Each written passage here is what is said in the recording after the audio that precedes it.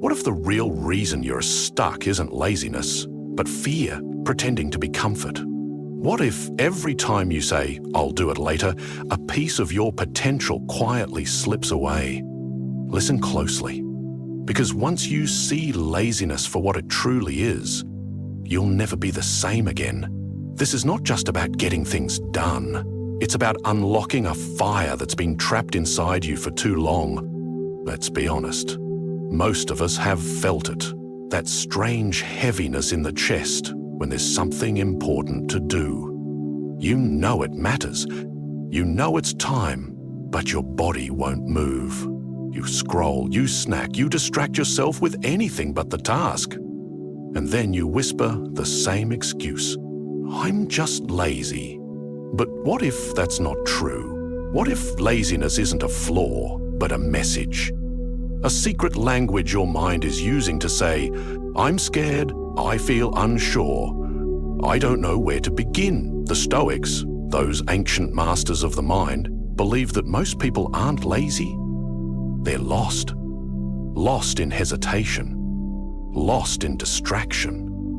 Lost in stories they've been telling themselves since childhood. And here's the dangerous part. Those stories feel safe. The story that it's okay to wait, that someday you'll feel ready, that today is just not the day. But Stoic wisdom cuts through that fog like lightning. Marcus Aurelius once wrote, "You could leave life right now. Let that determine what you do and say and think." He wasn't trying to scare us. He was trying to wake us up. Laziness is not your enemy, comfort is. And comfort wears 1,000 masks. It tells you just 5 more minutes. It whispers, "Start tomorrow." It gives you the illusion of control while quietly stealing your time. You see, comfort is seductive. It promises peace, but delivers regret. It promises rest, but delivers restlessness. The Stoics knew this. They believed that growth begins where comfort ends. Picture a soldier sitting in a warm tent while a battle rages outside. That's what most people do with their dreams. They sit beside them, warm and idle, hoping the storm passes on its own. But it never does. The storm is life. And those who rise to meet it, who walk into the discomfort, become something greater. They become unbreakable. And ask yourself, when did you stop trusting yourself to act? When did you begin negotiating with your goals? Every time you hit snooze, every time you scroll past that to-do list, your brain is learning something dangerous. That hesitation is okay. But what if you could unlearn that? What if you could teach your mind that action is not pain, but power? That starting isn't suffering, but strength? The Stoics believed you could. Epictetus taught that we must train our minds like we train our bodies. One repetition at a time, one decision at a time. And it starts small. Here's the first shift. Stop waiting for motivation. Motivation is fleeting. It's emotional. It changes with the weather, with your sleep, with your mood. Action is stronger. Action doesn't ask how you feel, it just moves.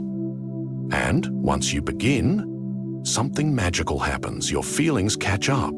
The weight lifts, the dread fades. The mind that said, "I can't," suddenly whispers, "Maybe I can," and then shouts, "I will." That is the power of forward motion.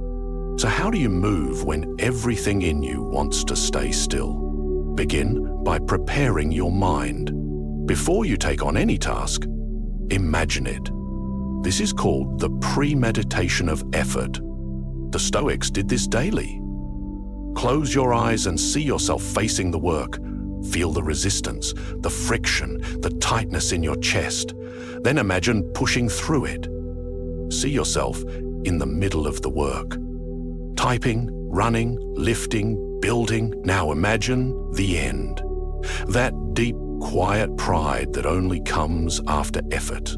That sense of earned peace. Do this before every task, and you'll begin to see work, not as suffering, but as a gateway to purpose.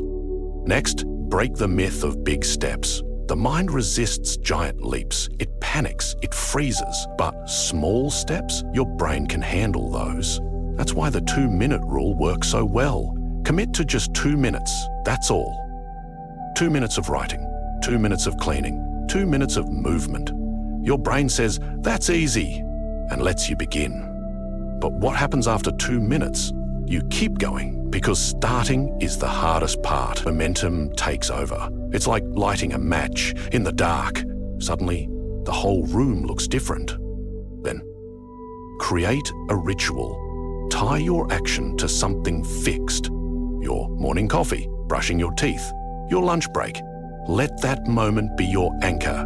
If you drink coffee every morning, let that first sip be your cue to write 1 sentence. If you brush your teeth at night, let that be the signal to lay out your clothes for the next day. Anchoring creates rhythm, and rhythm builds habit. The Stoics were big believers in rhythm. They believed that discipline wasn't about force, it was about flow.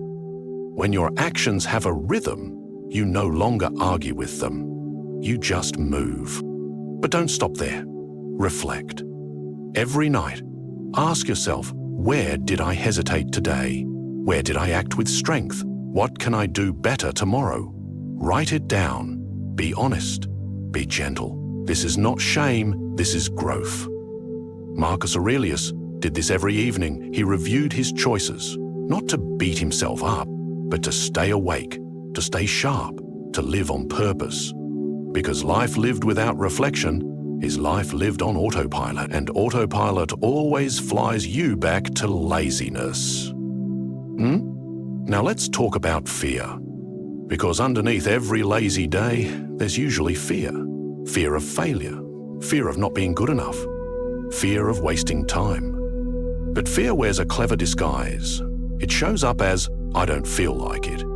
It pretends to be fatigue. It hides behind distractions. But fear cannot survive action. The Stoics taught that courage is not the absence of fear, it's the decision to move anyway. Every time you act in spite of fear, you shrink it. You weaken its grip. You remind your mind that it works for you, not the other way around. And here's the truth no one wants to admit. The longer you wait, the heavier it gets. The longer you sit in laziness, the more it wraps around you like a chain. But the moment you act, just 1 step, that chain begins to crack. You don't need to climb the whole mountain today. Just take 1 step, and then another, and then another. That is how greatness is built, not in huge bursts, but in quiet, steady movement. So start with 1 task, 1 small promise. Keep it, then keep another. Soon you trust yourself again. Soon your mind begins to believe. When I say I'll do something, I do it. That belief changes everything, because confidence isn't built in big wins, it's built in small follow-throughs. Every time you act, when you don't feel like it, you grow. Every time you choose discomfort over delay, you rise. Laziness loses power when you stop feeding it, when you stop making it your identity. You are not lazy. You are capable. You are powerful. You are 1 decision away from momentum, and momentum is unstoppable. So here's your challenge. Before this video ends, pick 1 task, any task. Set a timer for 2 minutes. Begin. Don't think, don't analyze, just move. And when you finish, reflect. Feel the pride. Feel the shift. That small spark is the beginning of a fire. You are not meant for a life of waiting. You are not built to hide from effort.